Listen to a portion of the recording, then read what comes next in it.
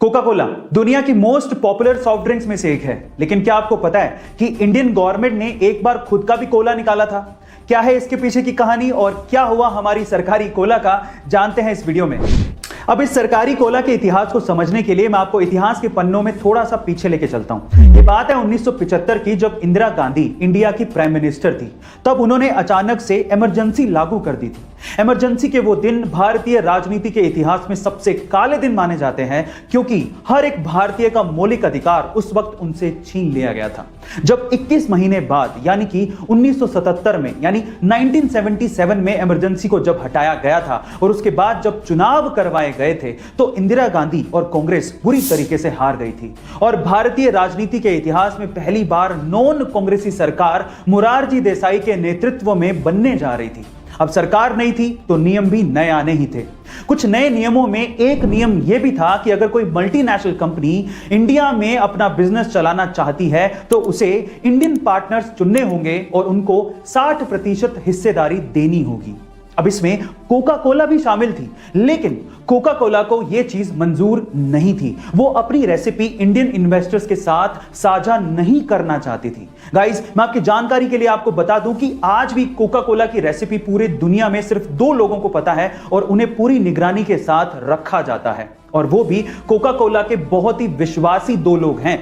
लेकिन तब Coca Cola को यह मंजूर नहीं था और इसीलिए उन्होंने इंडिया में अपने ऑपरेशंस को बंद कर दिया था। अब इस कहानी में आया असली ट्विस्ट। जब कोका कोला कंपनी ने भारतीय मार्केट को छोड़ दिया था, तब भारत की सरकार ने सोचा कि क्यों ना इतने बड़े मार्केट को हम खुद कैप्चर करें और क्यों ना अपना एक कोला लॉन्च करें। तब कहीं जाके भारतीय सरकार ने खुद का कोला लॉन्च किया था, जिसका नाम बेहद इंटरेस्टिंग था। उसका नाम रखा गया था 777, जिसको सरकारी कोला भी कहा जाता था। पर सवाल यह है कि इसका नाम 777 ही क्यों रखा गया?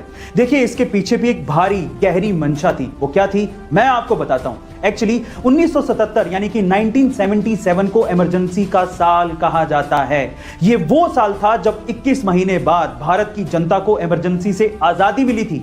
ये वो साल था जब पहली बार भारत के इतिहास में एक नॉन कांग्रेसी सरकार बनी थी। ये वो साल था जब कांग्रेस सत्ता से बाहर हो गई थी।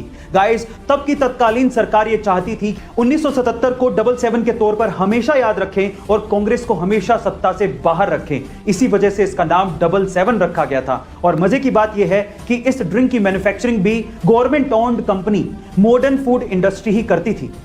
पर सरकारी कोला 777 का यह आइडिया इंडियन मार्केट में पूरी तरीके से फ्लॉप रहा। इंडियन मार्केट में 777 चल ही नहीं पाई, वैसे ही जैसे कि मोरारजी देसाई की सरकार नहीं चल पाई। 1979 में उनकी सरकार गिर गई और मोरारजी देसाई ने इस्तीफा दे दिया।